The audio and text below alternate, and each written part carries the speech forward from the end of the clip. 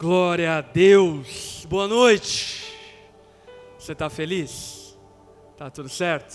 Dê um beijo aí quem está ao teu lado. Você que é macho, dá um beijo em outro macho. Como é bom nós estarmos juntos. O ano de 2019 está indo. O ano de 2020 está vindo. Quem está animado com 2020? Época de planos, de sonhos, né?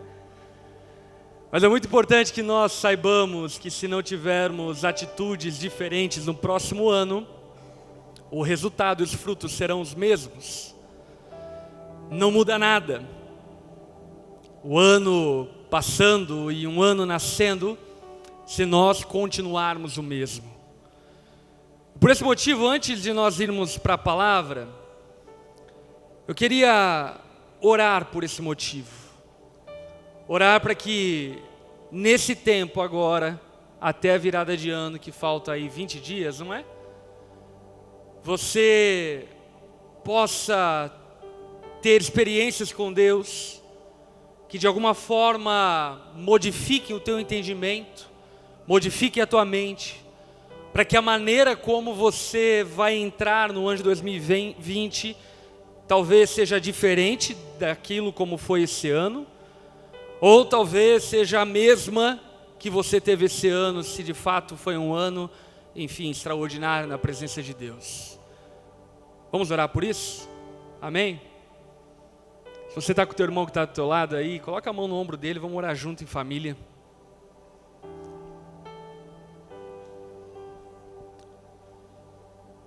Senhor, nós somos gratos por todas as bênçãos derramadas ao longo desse ano. Obrigado por toda a provisão, por todos os milagres, por todo o livramento, por todo o cuidado sobre nós. Nós nos sentimos extremamente amados, cuidados por Ti, porque a Tua fidelidade dura para sempre. E nós experimentamos isso. Erramos muito, falhamos muito, mas nenhuma das nossas falhas foi motivo para que você nos desamparasse. E como nós somos gratos por isso, por Tua graça insistente em nós. E eu quero clamar por nós, Jesus. Que essa reta final de ano seja um tempo de despertamento. Talvez despertamento de um sono que durou todo um ano. Que os nossos olhos sejam abertos, a nossa mente seja aberta, para que no nome de Jesus não iniciemos um novo ciclo na nossa história e na nossa vida, de uma forma mórbida, de uma forma passiva, de uma forma inativa, que de fato essa reta final até o fim do ano agora, pode ser um tempo de avaliarmos, de arrependermos-nos, de tomarmos atitudes diferentes, para que no nome de Jesus, nós desde já oramos, para que tenhamos um 2020 irrepreensível na Tua presença. Um ano de 2020 que não acarreta vergonhas, motivos de arrependimento, mas um ano no qual nós possamos encerrar com apenas gratidão e louvores a Ti. Espírito Santo, chacoalha cada um de nós até esse fim de ano. Eu oro e nos coloco diante do Senhor dessa maneira, em nome de Jesus. Amém. Amém? Você recebe isso no nome de Jesus? Gente, enfim, eu não sei como a gente vai encerrar o culto, então deixa eu já dar os avisos para não esquecer no final. Dia 25 de dezembro, nós vamos ter o culto de Natal, vai ser bem especial mesmo. Enfim, a gente vai ter os ministros de louvor, todos cantando juntos, vamos fazer um coralzaço. Vai ser muito legal, muito poderoso, vai ser um dia muito marcante e seria muito legal que você estivesse aqui junto com a tua família para participar conosco, dia 25 de dezembro, às 8 horas da noite, ok? Nesse dia, a gente vai montar uma árvore de Natal juntos, vai ter todo um ato simbólico lá, bem legal. Eu quero convidar você também a confeccionar lá uma bolinha de enfeite, um enfeite de Natal, para trazer e somar forças conosco na nossa árvore e a gente montar uma árvore incrível de Natal. Posso contar com você? Show! Dia 21 de dezembro, sem ser esse sábado, o próximo sábado já, nós vamos ter a ação Siga Jesus. Vai ser bem legal, bem especial. Nós já fizemos algumas outras ocasiões na nossa história. E, enfim, eu tenho certeza que para você vai te confrontar acerca do teu testemunho público de fé. Então vai ser muito legal. Eu quero convidar você também a estar. Vai ser no dia 21 de dezembro, às 5h30 da tarde, aqui na Onda Dura. Nós vamos sair, você não precisa saber de nada. Só venha. Enfim, com tênis confortável, porque a gente vai andar, aí você já faz o teu workout do dia, já resolve os teus problemas, enfim, então venha com tênis confortável, e a gente vai fazer o Siga Jesus juntos aqui pela cidade de Joinville, testemunhando a nossa fé em Jesus. E o último aviso é acerca do dia 31 de dezembro, a nossa festa da virada, que vai ser top, top. Olha para quem está do teu lado e diga, você não pode perder a festa da virada.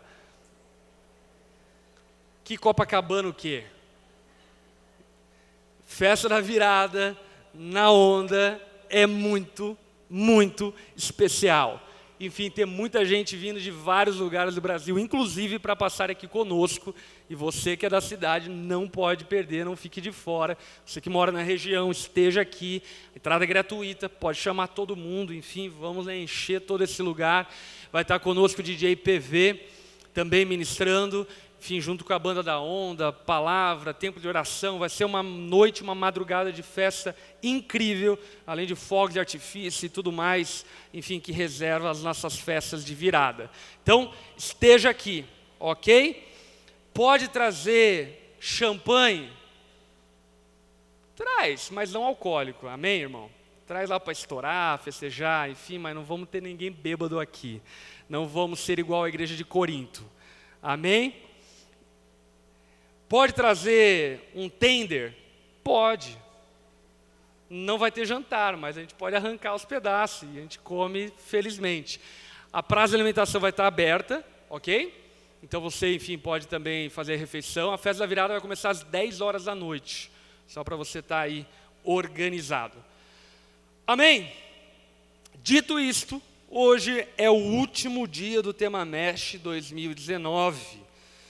E hoje, obviamente que o assunto aborda a todos, porque o assunto aqui é relacionamentos interpessoais à luz do cristianismo, mas de maneira especial eu queria dar algumas cutucadas aí nos solteiros. Então você que é solteiro, hoje é dia de você aprender a casar, no nome de Jesus. Amém? Então eu quero convidar você a abrir teus ouvidos, principalmente solteiro. Tem solteiro na casa? Tem solteiro? Aleluia. Já levanta a mão. Isso. Todo mundo está solteiro, olha aí, vê quem está solteiro também. A gente vai aprender a se relacionar à luz da palavra. E para nós fundamentarmos a nossa conversa, eu quero convidar você a abrir a tua Bíblia, na primeira carta de Paulo a Timóteo, no capítulo 5, no verso 1. 1 Timóteo, capítulo 5, versículo 1 em diante.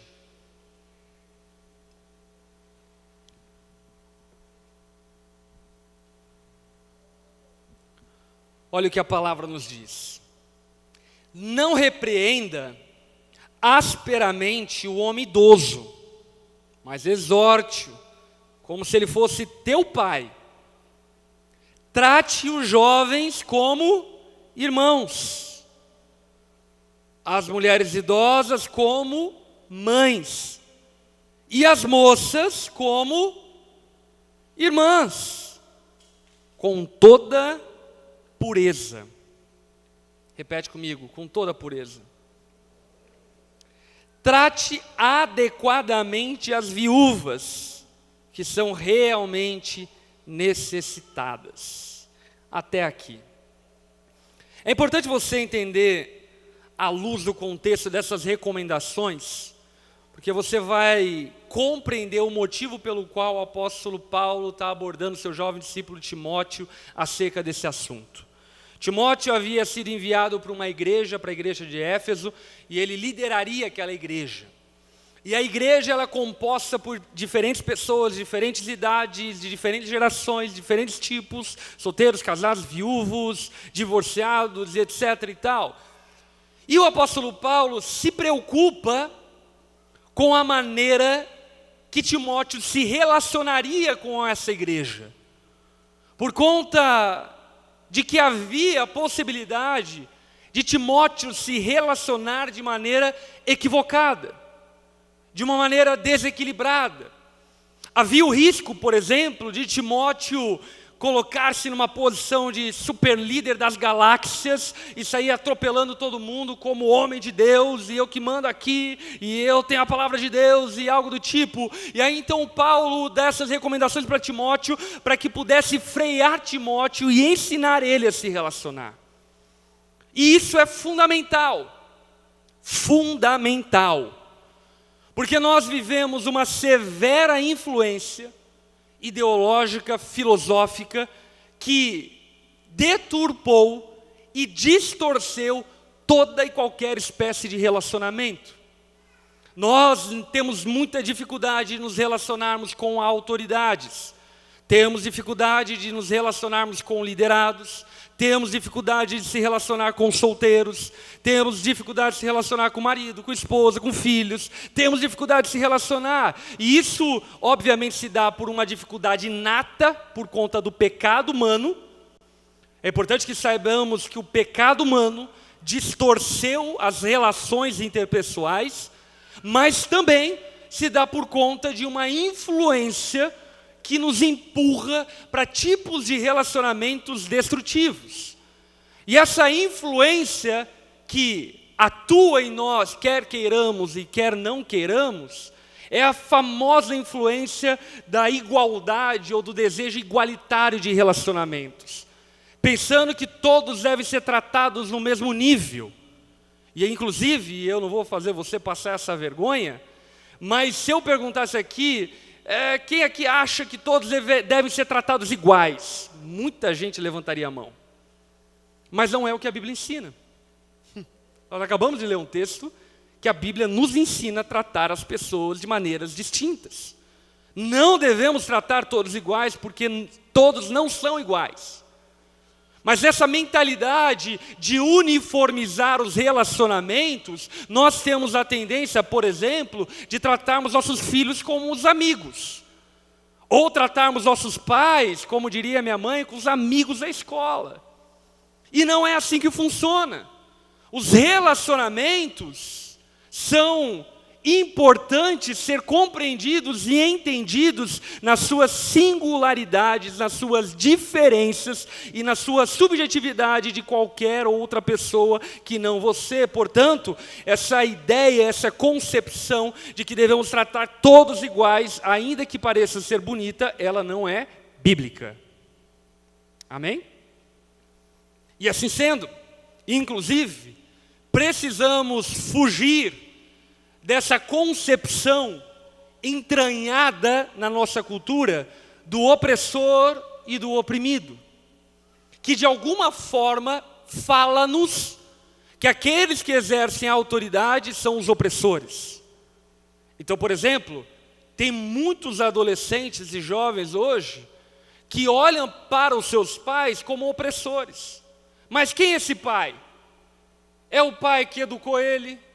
É o pai que pagou as contas dele, que limpou a bunda suja dele. É o pai que soltou pipa com ele. É o pai que cresceu com ele. É o pai que pagou as contas dele. É o pai que segurou a bronca. É o pai que deu o videogame. Mas aí então muitos meninos olham para os seus pais e dizem: não, isso é uma cultura patriarcal, meu pai é opressor. E essa loucura, meus irmãos, está instaurada em nós sem que percebamos. E nos relacionamos uns com os outros a partir dessa ótica. Inclusive em relação aos relacionamentos dentro da igreja, em relacionamentos nas empresas, relacionamentos com autoridades na sociedade. Quantas pessoas olham de maus olhos de antemão, por exemplo, para policiais, para professores, para diretores e para outros que exercem a autoridade na sociedade. E o que o apóstolo Paulo está falando, por mais que não pareça ser muito espiritual, é completamente espiritual, e é tão espiritual que está inserido em uma lição de discipulado que o apóstolo Paulo está ensinando ao seu discípulo Timóteo. Talvez nós poderíamos entender 1 Timóteo, 2 Timóteo como a apostila de discipulado do apóstolo Paulo. E uma das lições é: aprenda a tratar os velhos. Aprenda a tratar os jovens, aprenda a tratar as moças, aprenda a tratar as viúvas, aprenda a se relacionar com as diferentes pessoas que estão no seu meio de relacionamento. Portanto, nós precisamos urgentemente reaprender a se relacionar segundo os padrões bíblicos e não os padrões instalados na nossa mente pela sociedade. Amém? Sendo assim, a partir, enfim, do texto que nós usamos, eu quero mencionar algumas coisas que nós retiramos desse texto como lição. Primeira coisa que é muito importante você entender é que você não pode ignorar quem você é. Olha para quem está ao teu lado e diga: não ignore quem você é. Nem para mais, nem para menos. Humildade não é se achar um coitado que não sabe nada, que não pode nada, que não tem nada. Isso é hipocrisia o nome. Humildade é você saber quem você é e se comportar a partir da sobriedade ao seu respeito. Então você age na consciência de quem você é. Portanto, não ignore quem você é. Tem mães aqui? Mães. Você é mãe. Teu filho não pode dar ordem para você. Você é mãe. Mães que levantaram as suas mãos aí, coloca a mão no teu peito e diga para você mesmo: eu sou mãe. Amém? Você não pode tratar teu filho como se ele fosse alguém da mesma estirpe ou do mesmo nível de autoridade que você, porque ele não está no mesmo nível de autoridade que você. Mas vamos combinar aqui que muitas mães se rebaixam ao mesmo nível. Quantas mães saem na gritaceira com seus filhos? O que é isso, senão uma falsa percepção da autoridade que você tem? Uma falsa percepção daquilo que você é dentro da sua casa. Pais, levanta sua mão, coloca a mão no teu peito e diga: eu sou pai. Se você é pai, então exerça a autoridade na sua casa como pai. Isso não significa, obviamente, ser autoritário, mas significa exercer autoridade. Por exemplo, agora nós estamos num período de férias e o Joshua, ele, enfim, está gamadaço no Fortnite, fica jogando lá Fortnite, etc e tal. E aí existem determinados momentos que eu chego para o Joshua e falo: Joshua, agora é hora de nós irmos para a igreja. E ele olha para mim e fala: pai, mas eu quero ficar jogando. Aí eu olho para ele: não. Desliga o videogame agora. E ele desliga o videogame agora e vamos para a igreja. E ele aprendeu que não adianta teimar comigo, porque eu sou a autoridade sobre ele na minha casa. Nós precisamos compreender quem nós somos. Precisamos compreender quem nós somos na igreja. Amém? Precisamos compreender quem nós somos na sociedade. Precisamos nos portar na sociedade de acordo com aquilo que somos, para que haja ordem. Deus não é um Deus de desordem, o capeta é. Deus é um Deus de ordem. O céu não é anárquico, o céu é monárquico. Deus não é um Deus de bagunça. Existe ordem, existe hierarquia, existe autoridade estabelecidas por Deus e que precisam ser respeitadas. Portanto, você precisa ter consciência de quem você é e se portar como tal. Agora também não adianta você dar uma de bonzão na tua casa, dizendo para o teu filho: desliga o videogame. Mas você é um molecão que falta trabalho para jogar videogame. aí não adianta absolutamente nada, porque você está se identificando com o seu filho e não se posicionando na posição que lhe pertence. E isso é muito interessante porque o apóstolo Paulo vai dizer em 1 Timóteo capítulo 4, versículo 12, um texto que antecede esse texto de 1 Timóteo 5 que nós lemos, ele vai dizer para Timóteo o seguinte: ninguém o despreze pelo fato de você ser jovem, mas seja um exemplo para os fiéis na palavra, no procedimento, no amor, na fé e na pureza. Sabe o que o apóstolo Paulo está dizendo para Timóteo? Timóteo, você é um jovem pastor, você está liderando idosos, você está liderando homens casados, mulheres casadas, você está liderando filhos, você está dirigindo uma congregação. Ninguém te despreze pelo fato de você ser jovem, porque você tem autoridade. Portanto, o primeiro ponto acerca de saber quem você é, que eu queria deixar claro para você, é que a autoridade não depende da idade, mas da delegação. Eu tive meu filho, primeiro filho, nós nos casamos com 19 anos, a Lara engravidou no primeiro ano, e eu peguei o meu filho com 20 anos no colo. Meu irmão, quando eu olho para as fotos atrás, eu era um menino. Mas independente de ser um menino ou não, no momento em que o meu filho nasceu, o Joshua foi concebido, eu me tornei pai. E a partir daquele momento eu tinha que me portar e me posicionar como pai. E agir como pai. E viver como pai. Porque aquele momento foi me delegado uma autoridade. E é isso que o apóstolo Paulo está dizendo para Timóteo. Independente da sua juventude, você tem autoridade. Agora, um outro ponto que é fundamental é que a sua posição de autoridade não muda sua idade. E aí isso é um ponto fundamental, inclusive na igreja e nos meios sociais. Você jovem pode ser o gerente da tua empresa, pode ser o CEO da tua empresa, com 30 anos.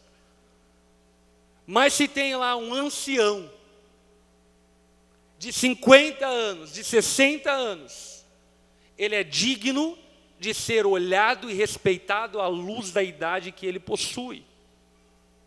Sabe, nós precisamos retomar os costumes bíblicos do irmão mais velho, que precisa ser respeitado pelo irmão mais novo. Precisamos voltar aos princípios bíblicos, de que aqueles que têm mais idade possuem autoridade pelo simples fato de terem mais idade. Portanto, jovem, apesar de talvez você carregar uma autoridade, nunca sobreponha a experiência de quem tem idade.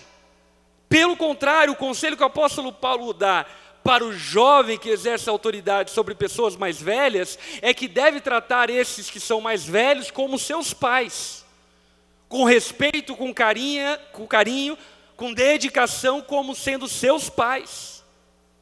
E eu digo isso porque, por exemplo, eu me relaciono muito com vários pastores no Brasil com muito mais idade do que eu. E eu posso hoje, por exemplo, ter mais visibilidade, ter mais, enfim, responsabilidade sobre a igreja, mas eu ainda sou um jovem de 30 anos de idade. E então eu ainda olho para o pastor Carlos Alberto Bezerra, que tem 80 anos de idade, como alguém que é maior e superior a mim, e é, ponto final. Eu ainda olho para qualquer outro ancião da igreja brasileira como alguém que tem respeito, como alguém que exerce autoridade pelo simples fato da idade que possui. Amém? Portanto, tome esse cuidado. Seguindo um pouco adiante, nós não devemos dar aquilo que as pessoas precisam, mas aquilo que elas merecem. É verdade que a Bíblia, ela dá vazão para o assistencialismo. É verdade que nós devemos dar esmola sem olhar a quem. Isso é um princípio bíblico. Mas ainda que seja um princípio bíblico, também é um princípio bíblico o trabalhador ser digno do seu salário. Também é um princípio bíblico que aquele que não trabalha não deve comer. Também é um princípio bíblico o entendimento do merecimento. O que eu quero dizer a respeito disso? Se você está com a tua Bíblia, você pode abrir em Romanos capítulo 13, versículo 7.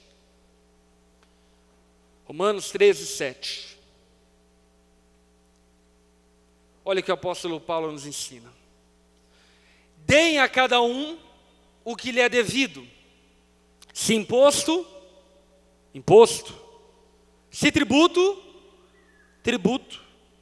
Se temor, temor. Se honra, honra. Repita assim comigo. Dê a cada um o que lhe é devido. Sabe, meus irmãos, a gente está bagunçando tudo. A gente transforma político em herói. A gente transforma professor em amigo. A gente está confundindo o que cada um deve receber de nós. E o que a Bíblia está nos ensinando de maneira muito evidente e clara é que nós precisamos compreender o que é demandado daquela pessoa que exerce a autoridade sobre nós. Qual é a demanda da autoridade que ela possui? A autoridade e a posição que ela ocupa exige o que de mim? O que eu devo a essa pessoa? Por exemplo, nós devemos imposto ao Estado. Amém? Ah, mas os impostos são injustos. São, não são? São. O Brasil é uma carga tributária absurda. Enfim, reforma tributária já.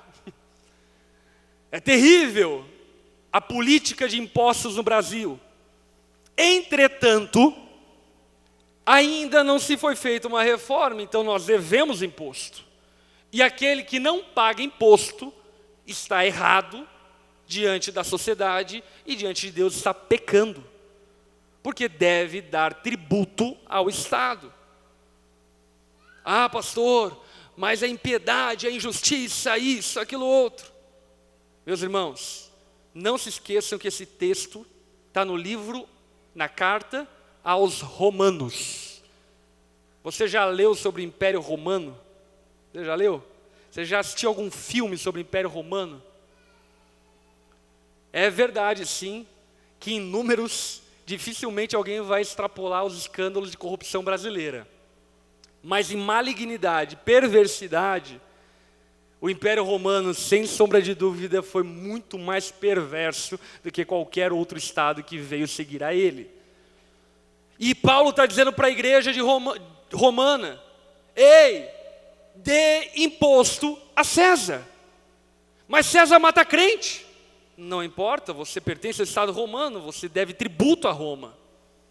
Mas César é intragável, não importa, você está no Império Romano e deve tributo a César. Nós devemos dar honra a quem merece honra. Devemos honrar aqueles que são dignos de honra, devemos dar tributo àqueles que são dignos de tributo. E extinguir da nossa mente essa mentalidade que nós damos de acordo com as necessidades. E por que eu falo isso? Porque por vezes, por exemplo, numa posição de honrar, por exemplo, você é um filho e está chegando o fim do ano, e aí então você vai dar um presente de Natal para o seu pai, e aí você pensa, meu pai tem tudo, o que eu vou dar para ele? Não vou dar nada, porque ele já tem, eu vou dar o que para ele? Ele não precisa, vou dar para os pobres. Amém, dê para os pobres também, mas dê para o seu pai também. Não porque ele precisa, mas porque ele merece, ele é o seu pai. Você está entendendo? Você não deve honra a quem precisa de honra, você deve honra a quem merece honra. Por exemplo, a Bíblia vai dizer que dentro da igreja, aqueles que lideram bem a igreja são dignos de dupla honra.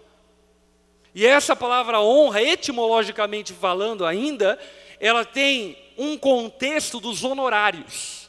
A palavra honra é a mesma palavra que dá, enfim, vazão à palavra honorário. Ou seja, o que está se falando a respeito de honra é tratar com honorários, é desembolsar algo, é dar créditos a alguém, é dar presentes a quem merece honra. Nós precisamos aprender a nos relacionar com pessoas que são dignas e merecedores de receberem honra. Por quê?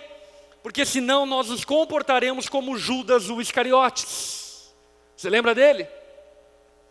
A mulher pegou um perfume caríssimo e foi honrar Jesus. Meus irmãos, Jesus precisa de perfume? Sim ou não? Não, ele é cheiroso, gente. Ele não precisa de perfume, ele não precisa de Rexona. Jesus é cheirosinho. Ele não precisava de perfume. E aquela mulher pegou um perfume caríssimo, Dolce & Gabbana, Chanel 5, pegou aquele perfume e quebrou os pés de Jesus, para ungir os seus pés, jogou tudo no chão. Judas Iscariotes, ao ver aquilo, o que ele disse? Por que essa mulher fez isso? Deveríamos ter pego esse perfume, ter vendido e ter dado aos pobres. É muito interessante que o que Judas Iscariotes pensou é o que muitos de nós pensariam também. Sim ou não? Então Jesus solta bronca em Judas Iscariotes e diz: ei, meu filho, os pobres sempre estarão aqui, mas eu estou indo. E essa mulher escolheu me honrar porque eu sou digno dessa honra. Precisamos compreender urgentemente a tratar as autoridades com honra. O teu professor merece honra. O teu chefe merece honra. As pessoas que exercem autoridade sobre você são dignas de honra. Não, pastor, nós somos iguais. Em certo sentido somos. Todos aqueles que creem, por exemplo, são filhos de Deus. Amém? Todos que não creem são filhos do diabo. Existe uma igualdade nisso. Mas o princípio bíblico é que, apesar de haver igualdade no que diz respeito à dignidade, no que diz respeito à imagem de Deus, em questão de autoridade e posição, cada um exerce uma posição e uma autoridade diferente. Amém? E aí então, nós vamos chegar mais perto agora dos solteiros. Por fim, nós devemos aprender a se relacionar 360 graus. O que significa? Devemos aprender a nos relacionarmos com os mais velhos, com os mais novos e com os da mesma idade. Devemos aprender a nos relacionar com as autoridades, com os liderados e aqueles que são parceiros e colegas nossos de trabalho. Devemos aprender a se relacionar 360 graus, ou seja, com qualquer tipo de pessoa. E a pergunta que eu lhe faço é: você sabe se relacionar com qualquer tipo de pessoa? Você sabe dar a qualquer tipo de pessoa aquilo que lhe é devido de acordo com aquilo que ela exerce sobre a tua vida, seja liderado por você ou seja liderando você? Isso é interessante porque o apóstolo Paulo nos dá algumas dicas. E a primeira dica que eu queria salientar é que os solteiros devem tratar as solteiras como irmãs. Não como irmã do coque, mas como irmã. E talvez de imediato você solteiro pensa: ferrou, como eu vou namorar? Se eu trato como irmã, acabou qualquer possibilidade de romance. Mas aí que está o problema: tratar como irmã não é tratar como anjo. E tratar como irmã, na verdade, não atrapalha relacionamentos, ajuda os relacionamentos. Por que eu digo isso? Porque, por exemplo, dentro da nossa igreja mesmo, tem um monte de gente querendo se relacionar. Não mente para mim. Tem um monte de gente querendo achar o marido, esposa, tá certo. Enfim, tá certo. Tem nada de pecado nisso. Mas aí então vive dentro do contexto da igreja de maneira angelical, até o momento que a carência bate fundo no coração. E aí você fica tão carente, mas tão carente que vai pro Tinder achar alguém para casar. Você está vendo como é errado a maneira como nós nos relacionamos à luz da Bíblia? O que Paulo está aconselhando Timóteo é um conselho muito sóbrio. Porque quando você enxerga, por exemplo, todas as meninas solteiras da igreja, no caso você solteiro, como irmãs, isso não impede relacionamento, isso faz com que você se aproxime de relacionamento. Porque você não tem segundas intenções. Então você não entra no relacionamento com aquela concepção e com aquela ideia, tipo assim, qualquer hora eu vou dar um beijo nela. Não, você entra no relacionamento tipo assim, vamos nos conhecer. Porque nós somos irmãos. E aí você vai conhecer mais pessoas. E acredite, meus irmãos, é mais fácil achar uma esposa entre 100 meninas do que achar uma esposa entre uma menina que você se relaciona. E aí então você entra nesse relacionamento com várias meninas, com vários meninos, um relacionamento puro, de irmão, de carinho, afeto como irmão na fé. E sabe o que acontece? Vai despertando uma coisinha lá dentro. Você começa a olhar para aquela irmã e fala, nossa, ela é irmã, mas que irmã, né? Essa irmã no altar junto comigo. E você começa então a olhar de outra maneira. E na medida em que você olha de outra maneira, você entra num relacionamento. O que eu quero que você perceba é que não é pureza não se relacionar com uma pessoa do outro sexo caso você seja solteiro. Isso não é pureza. Porque tem algumas pessoas que pensam que não sai com os meninos. Sou de Jesus. Estou esperando ele enviar o meu príncipe no cavalo branco. Espera que não vai vir. Não vai vir. Está cheio de príncipe de cavalo branco aqui.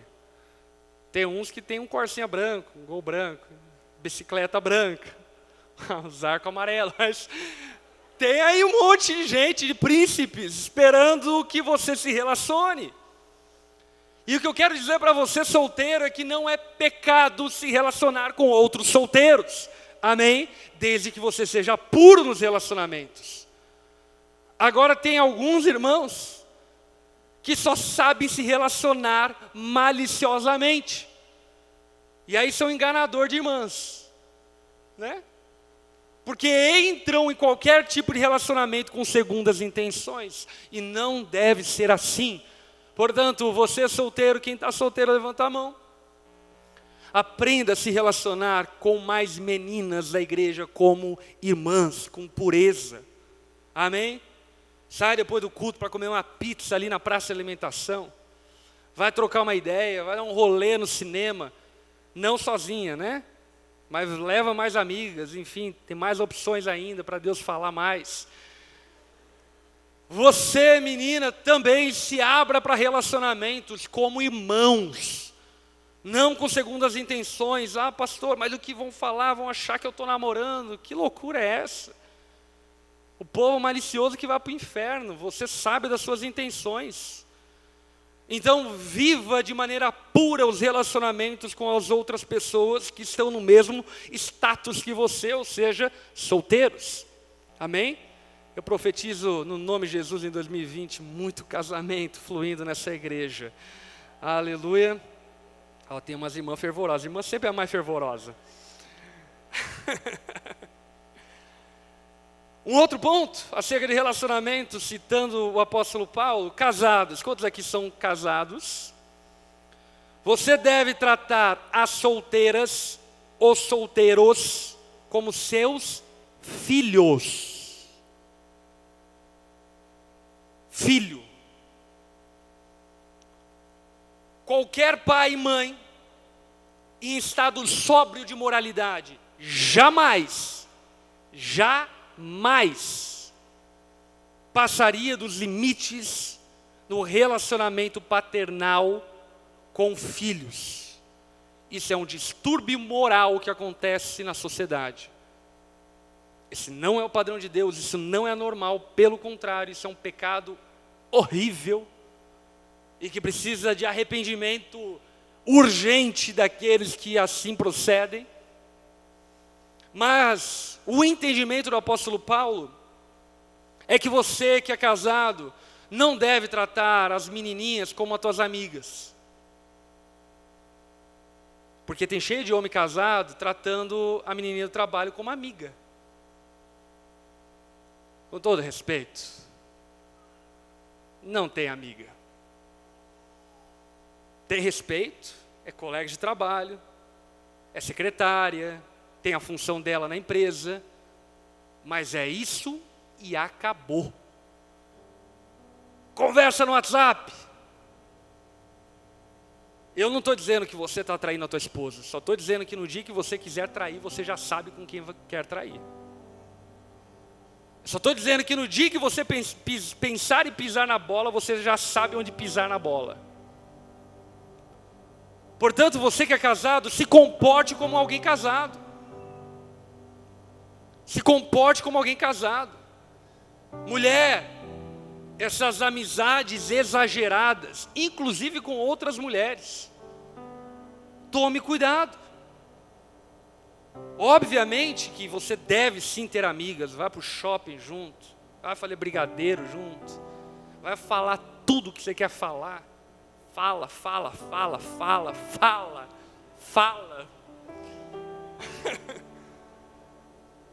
Mas tenha limites. Você não é mais uma menininha e não deve se comportar mais como uma menininha se você quer de fato ser mulher. É necessário que você tenha sobriedade quando casado, ao lidar com outros relacionamentos. Sabe por quê? Porque o diabo é como um leão que ruge ao seu derredor. Acredite, no dia da tua fraqueza, são as pontes de relacionamentos distorcidos que você estabeleceu, é que vão ser o calcanhar de Aquiles para a sua queda e para a sua destruição. Portanto, maridos, tenham amigos, joguem futebol com eles, amém? Deem uma volta com eles, vai surfar junto.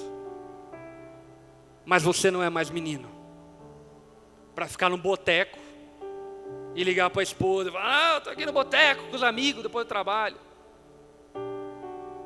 Com todo respeito, e isso eu digo aos mais velhos, mais novos não, mas aos mais velhos com respeito, você já não é mais meninão. Você tem uma mulher na tua casa, você tem filhos na tua casa provavelmente. É necessário aprendermos a lidar com pessoas solteiras quando casados. Tome cuidado. Devemos tratar os mais velhos como pais. Amém? Deixa eu te dizer um sábio conselho, jovem. Tenha um velho gente boa do teu lado. Porque velho gente boa fala um monte de asneira. Mas tem uma coisa que ele fala que salva a tua vida. É um conselho que ele diz, te liberta de um monte de prisões que você mesmo está criando.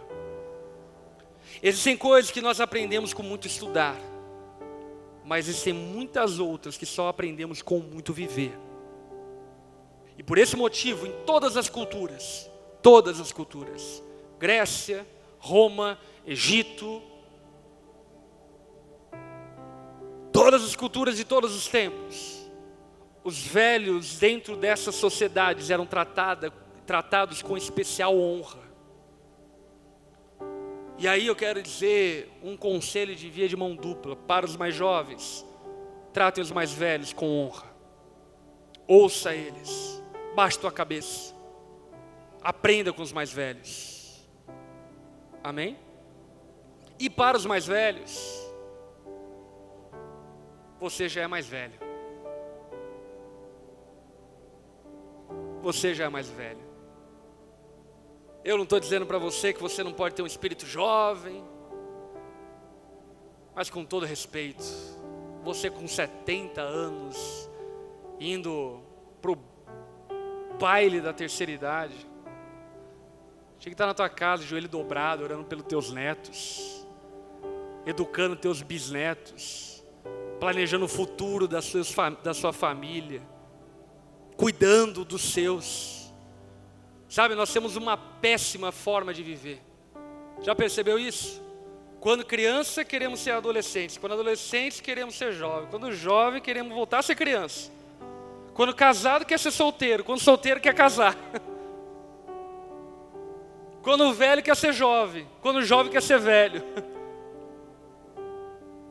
Olha para quem está ao teu lado e diga: aprenda a viver o tempo que você está vivendo. Aprenda a viver a idade que você tem, o tempo da tua história. Se você é adolescente, não tenha vergonha de ser adolescente. Curta muito. Jogue muito Fortnite de madrugada. Porque um dia você vai carregar teu filho de madrugada chorando para o hospital. Aproveite esse tempo. Não antecipe as coisas.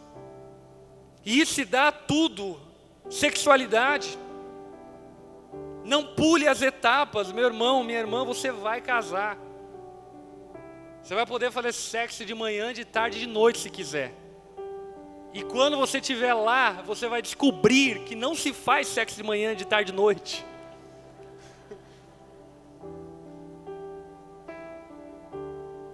Aprenda a viver cada tempo no seu tempo. Porque dessa maneira você terá uma vida saudável e terá relacionamentos saudáveis. Quantas pessoas adoecidas, porque não sabem se relacionar, colocam expectativas sobre pessoas que não deveriam colocar. Esperam de um e do outro aquilo que não deveria esperar. A prova do povo brasileiro. Meu irmão, não existe Messias, Messias é Jesus. O que passar disso não é Messias. Não existe um libertador para vir salvar o Brasil. Existem alguns presidentes que vão passar e a gente vai voltar e depois passa. Alguns partidos, pior, melhor, e até melhor, depois fica pior. Enfim, essa é a vida. E precisamos aprender a olhar com frieza para a vida. Entender a posição que cada um ocupa, o lugar que cada um ocupa e tratar cada um com devida honra, com devido respeito, com devida reverência, nas suas diferentes idades, nas suas diferentes posições de autoridade. Portanto, nós, por fim, como igreja, precisamos olhar para a igreja como uma família, onde os mais novos tratam os mais velhos como pais, onde os mais velhos tratam os mais novos como filhos, aonde aqueles que estão vivendo o mesmo tempo de vida olham para um e a outros como irmãos, aonde os casados não extrapolam o limite da vida conjugal e aonde os solteiros não extrapolam o limite da vida solteira. Amém? Fique em pé no seu lugar, vamos orar a esse respeito.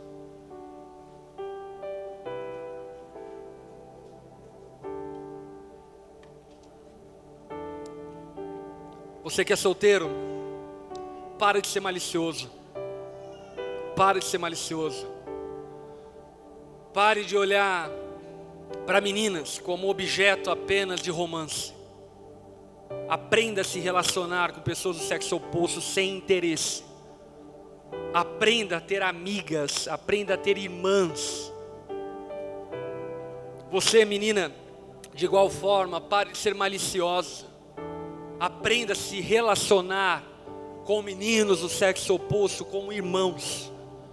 Porque é nessa multidão de irmãos e irmãs que você vai descobrir e vai encontrar aquele que é mais que irmão. Amém. Vamos orar. Deixa eu orar por você de modo geral e depois eu quero orar pelos solteiros. Jesus, obrigado porque a Tua palavra, ela é completa, ela é cheia.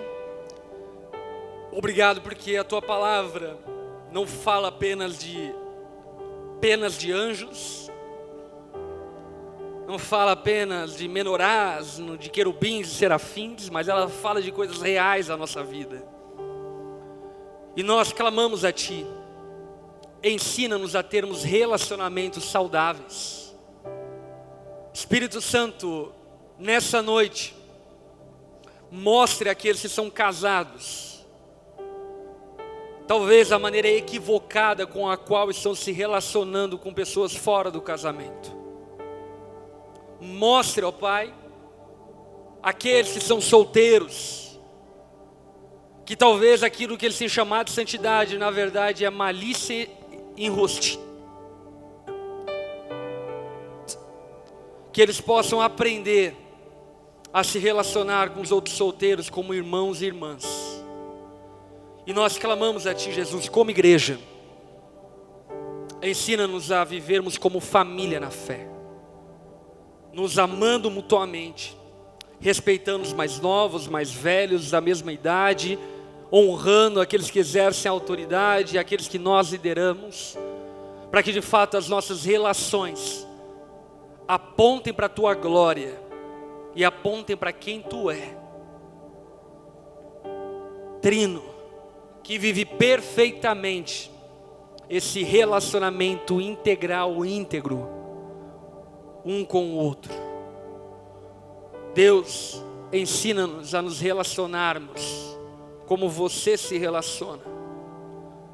Ensina-nos, ó Pai, a olharmos para cada um de acordo com o entendimento bíblico, de acordo com a nossa sã doutrina cristã, para que não sejamos tomados por esse mundo e tenhamos relacionamentos destrutivos. Cura os nossos relacionamentos. De forma especial, Jesus, eu oro por pessoas que foram feridas, sofreram traumas nos seus relacionamentos. Relacionamentos familiares, relacionamentos dentro da igreja. Que no nome de Jesus, ó Pai, essa noite seja uma noite de cura, de libertação desses traumas. Que meninas que sofreram abuso não olhem para homens como abusadores. Que meninos que sofreram abuso não olhem para mais velhos como abusadores ou abusadoras. Que crentes que sofreram abusos dentro da igreja possam ser restaurados e curados, para aqui viver uma experiência de igreja saudável, de relacionamentos saudáveis uns com os outros. Ensina-nos, ó Pai, a vivermos como família, a nos relacionarmos de maneira saudável, para que o Senhor seja glorificado através da maneira como nos relacionamos. Oramos e pedimos por isso, Jesus, em nome de Jesus, em nome de Jesus. Amém.